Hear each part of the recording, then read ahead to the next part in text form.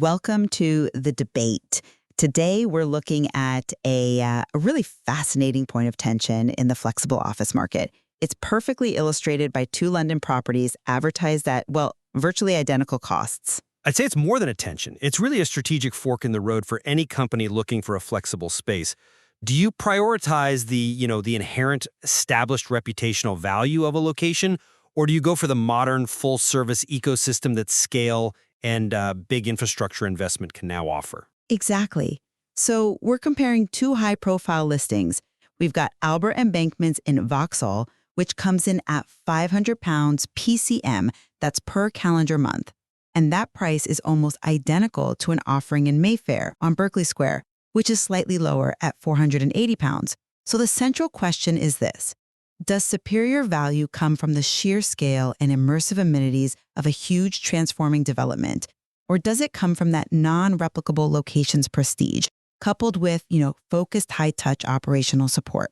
And I'll be arguing that the intrinsic and professional value of the Mayfair property, it just lies in its established W1 prestige and its commitment to essential, reliable services, which, at the end of the day, provides a more durable and professionally crucial offering. And I'm going to assert the opposite. I think the Vauxhall property offers a superior, more comprehensive modern workspace package.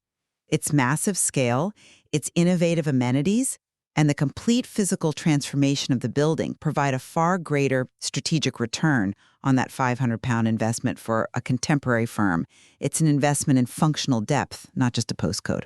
Okay, well, let's delve into your argument for Vauxhall then, this SE1 transformation. Right. The Vauxhall property represents a fundamental shift in how office space providers compete.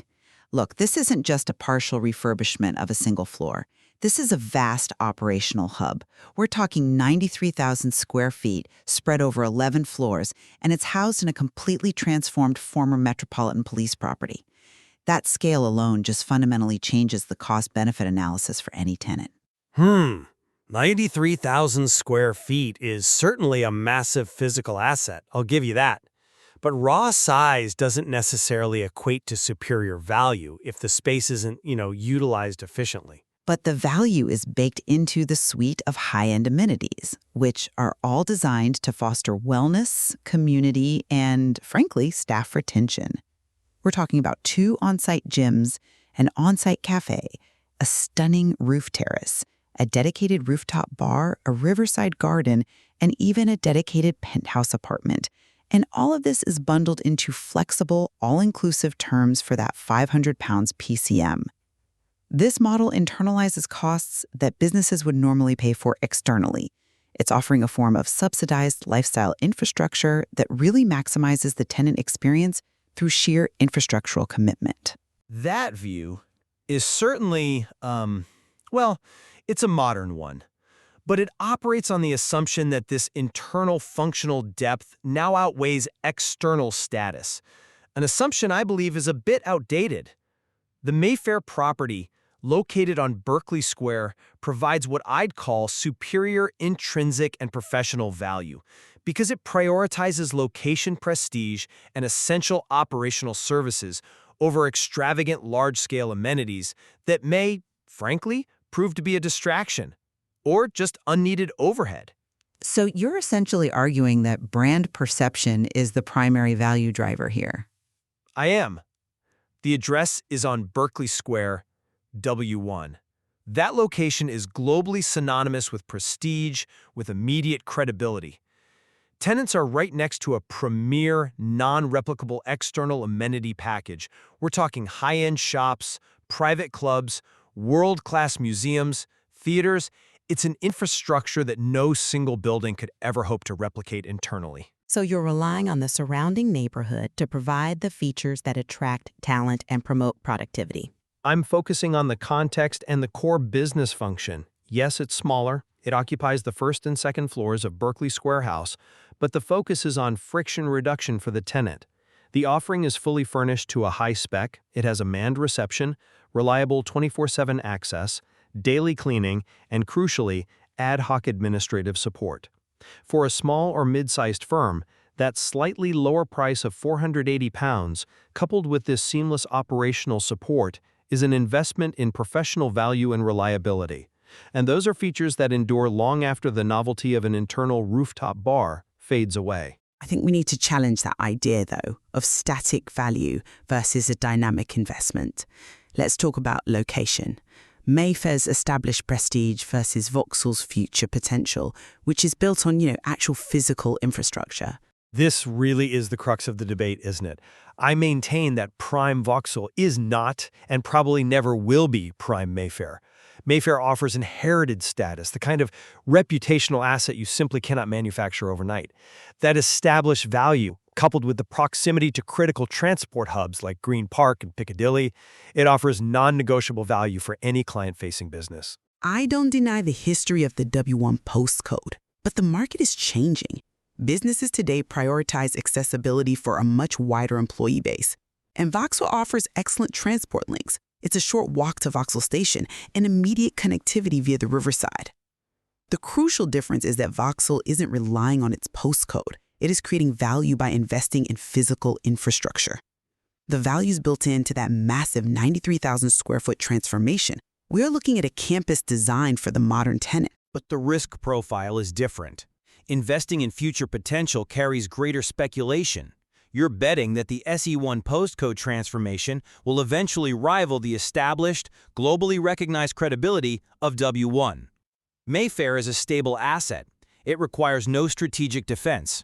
Are businesses really ready to pay a premium, even if it's just £20 more, for a location that requires an explanation to international clients, just for the promise of 2 internal gyms? That £20 difference is, I think, irrelevant when you consider the asset base you gain.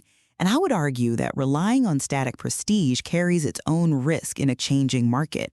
If talent prioritizes functional amenities and ease of commute, the perceived value of Berkeley Square, which offers very few on-site internal features, could erode.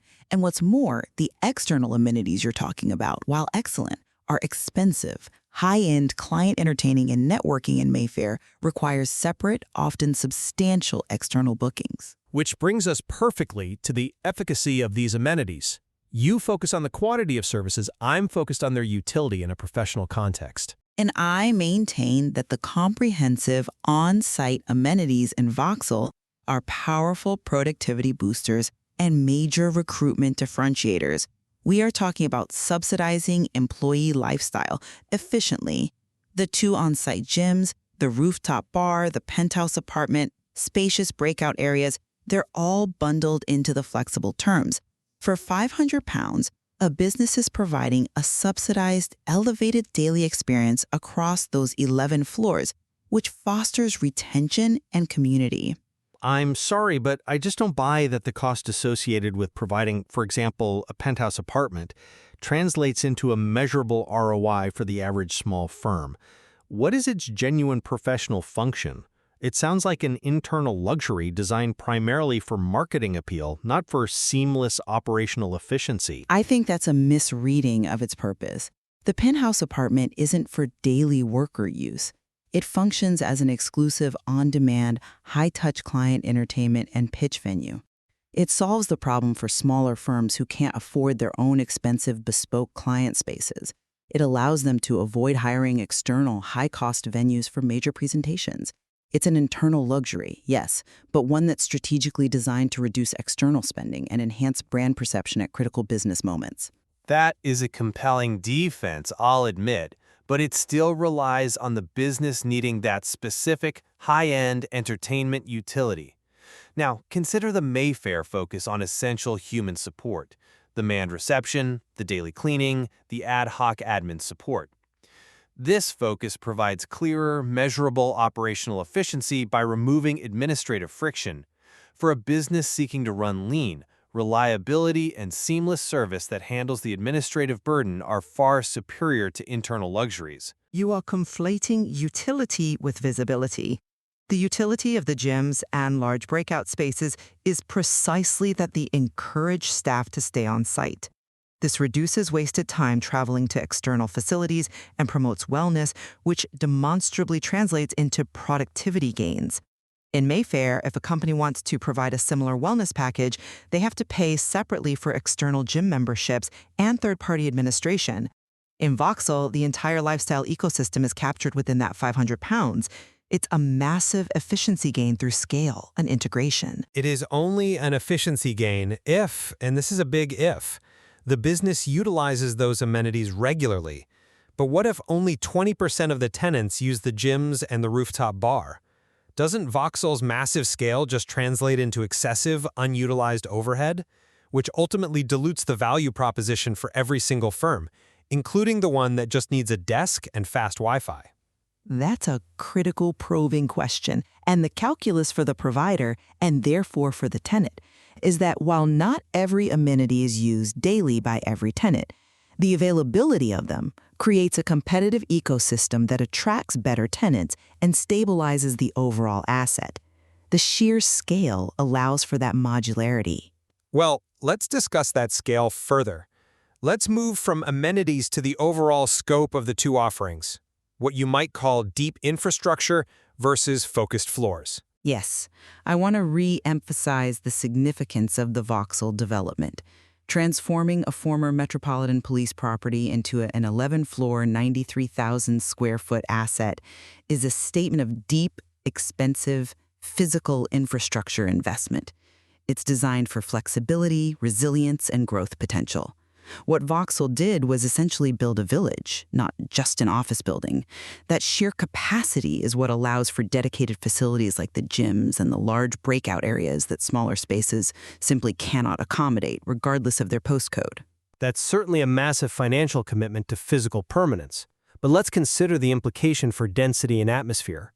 While Vauxhall is vast, the Mayfair office space, which occupies the first and second floors of Berkeley Square House, it benefits from the existing prestigious building infrastructure while maintaining focus. You're suggesting that smaller is inherently more professional. I am. The Mayfair property benefits from being housed in an intrinsically high-quality glass exterior building.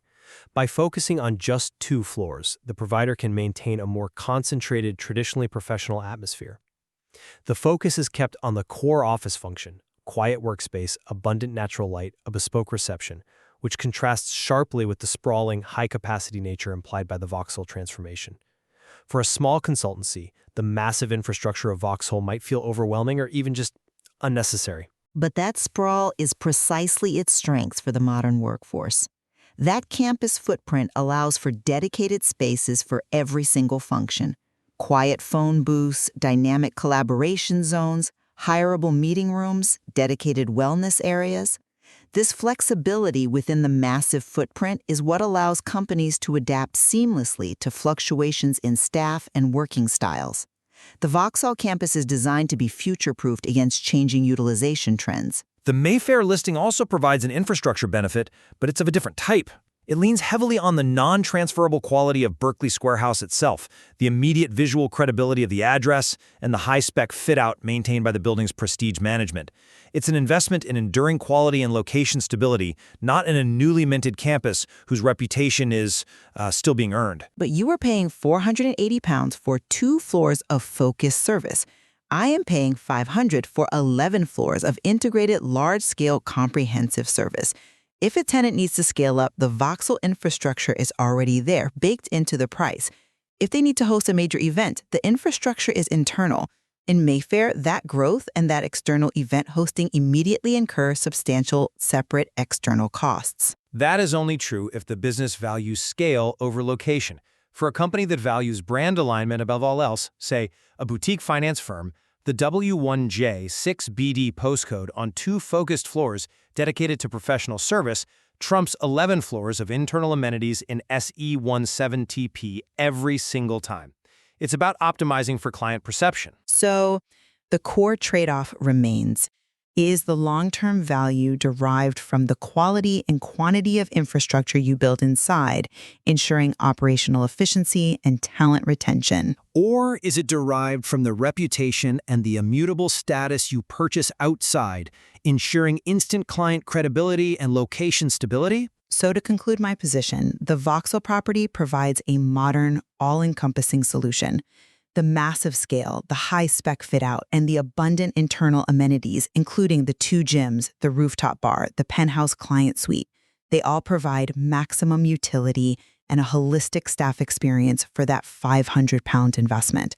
It delivers a complete environment, optimizing internal resources. And to reaffirm my position, for a company prioritizing core business functions, client perception, and external reputation, the Mayfair location on Berkeley Square, coupled with that focused operational support, manned reception, admin support, seamless service, it offers enduring, non-transferable value for the slightly lower price of $480 PCM. It's an investment in professional reliability and enduring reputational assets. What this really reveals, I think, is that value in the flexible office market is less about the sticker price and everything to do with the strategic needs of the tenant. We have 2 perfectly priced yet fundamentally opposed offerings here. Absolutely. The material vividly illustrates that the decision requires the individual tenant to weigh the stability and prestige of a location like Mayfair against the functional depth and massive, large-scale amenity infrastructure offered by significant transformation in Vauxhall. The final choice remains with the user, based entirely on whether their operational priority leans toward integrated scale, comprehensive internal service, or that immutable established locale. And that is precisely where the true debate lies.